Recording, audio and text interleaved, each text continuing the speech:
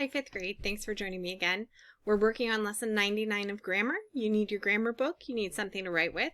You need to have read the lesson, and you need to have read the lesson outline on Jupiter. We're getting started on page 534. Today we're talking about word division. We're starting with our vocabulary. Our first word is prologue. A prologue is an introduction to a play, speech, or other written work. For example, the prologue of the story told us about the main character's birth. Our second word is epilogue.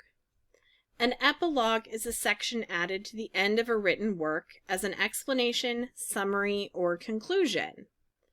For example, the epilogue of the story told about the main character's death. So, the book that we're currently reading, The Adventures of Robin Hood, has both a prologue and an epilogue. There was a short explanation at the beginning about Robin Hood's birth, and there is a epilogue that I'm not going to give away the ending to, because you haven't read it yet. So today we're talking about word divisions. When writing, we use a hyphen to divide a word if we run out of room at the end of a line. It is important to know where or whether to divide a word. So if you are handwriting something, you might run out of space at the end of the line and not have enough space to write the word. You need to know how to divide the word up, or if you should divide the word up. So if you can divide the word and you can divide it properly, you write one part of the word on the line you're working on, you put a hyphen, and you put the next part of the word on the next line below, not beneath it, starting back on the left-hand side. If you don't have enough room, or you should not divide the word, you just stop writing, take the whole word, and move down to the next line, starting on the left-hand side. You have a note in your book here that says, using a computer does not free us from the responsibility. Many automatic word divisions are unacceptable in good writing. So, that is true, and that is very good advice. You should learn the rules for word division. Oftentimes, word processing programs get it wrong, and you don't write everything on a computer. You handwrite a lot of assignments, thank you notes, things like that, that you should know how to do word divisions. When I was in school, I was told, you divide the word wherever you want. That was not good advice, because it's not correct. So, there are a fair number of rules for word division, but they're all pretty straightforward. So, words can be divided only between syllables. That's the most general rule. So we check the dictionary if we are in doubt about how a word is divided. The hyphen always appears with the first half of the word.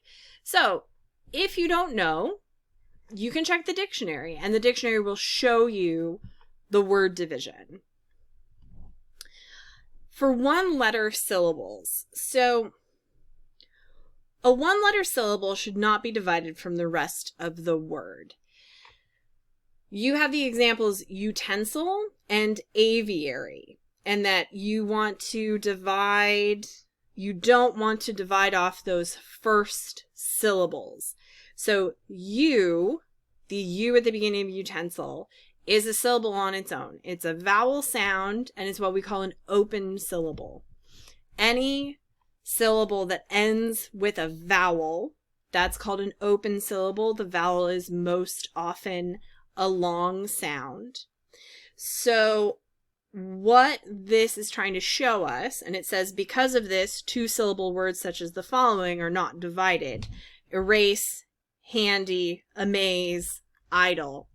What it's trying to show is if your first or your last syllable, erase,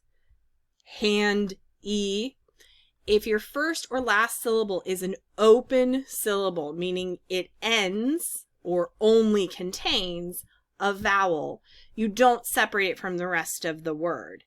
In your above examples, utensil and aviary, those were more than two syllables. They were three syllables. So you still divided the word, but you did not divide off those first initial open syllables. And that is the next point. When a word contains a one-letter syllable, we divide the word after that syllable, as long as it's not the first or the last syllable. So president, we divide after the I. We keep the I with the first syllable. The I is the second syllable. Dent is the third syllable. Negative, right? We keep the open syllable A. We divide after that. All right. I hope that made sense. If not, you can watch it again, because I'm pretty sure my words made sense. So for compound words, we divide a compound word between its elements. If the word is already hyphenated, divide after the hyphen. Right? So you have waterproof. So waterproof is not hyphenated. No, not normally. Waterproof is not hyphenated. It's just a compound word that is one word, but the two elements are water and proof. So we would divide after the first element. Right? Window shop is hyphenated. Right? So we would just divide where the hyphen already is. Okay? After window. Window hyphen shop. Okay. Prefixes and suffixes. We divide a word after a prefix or before a suffix. So that's pretty straightforward. If your word has a prefix or a suffix, you can divide after the prefix. You can divide before the suffix. Some longer words contain more than one possible dividing place. We divide them as needed to fit the line. So some longer words can be divided in more than one place, and you can choose, based on the space you have, how to divide them. Some words and expressions are not divided. One-syllable words cannot be divided. If your word is only one syllable, you need to write it in its entirety. If you don't have enough space, go down to the next line.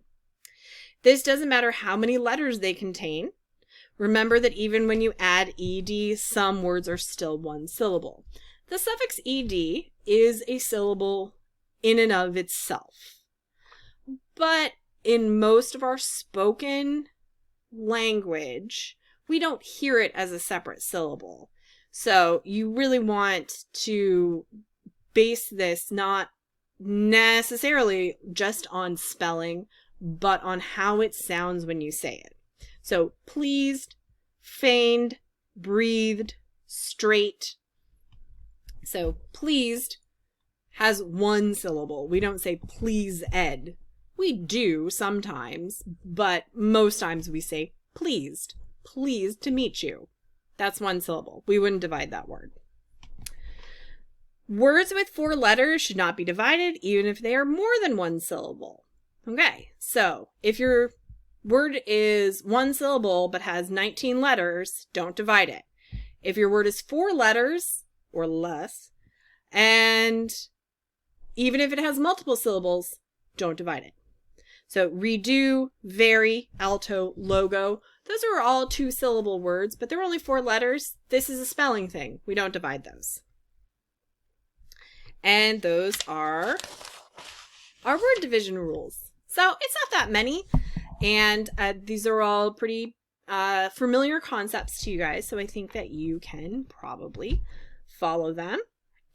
On page 536, we have our practice. So we're going to decide where and if we should divide our words. So our first word is adapt.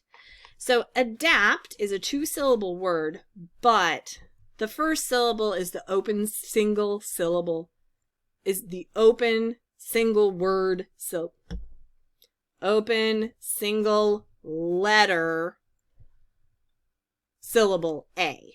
So we're not going to divide the word adapt. We do not want to divide off that A on its own. B is candid. Right? We're going to divide between the syllables can hyphen did. Very straightforward. C is chocolate. So chocolate is a 3-syllable word, late, chocolate. Okay. We are going to divide after our second O. Right? We want to divide after that open syllable. So we would have CHOCO hyphen LATE. D, liar. Oh, I missed a O somewhere. Nope, I guess not. Sorry. Liar is our next word. Even though liar is a 2-syllable word, it's 4 letters, so we're not going to divide it. No division. E is couldn't. Couldn't is a 1-syllable word, so we are not going to divide it. There's no division. F is 47. This is a compound word. It's a number, and it already has a hyphen in it. So we're going to divide it after the hyphen, 40-7, and that's how we would divide the word if we were handwriting it and did not have enough room. Okay. So there's more practice if you want to give it a shot, and there's practice in your lesson. I hope this has been helpful, and I will see you guys here later for more grammar. Bye, guys.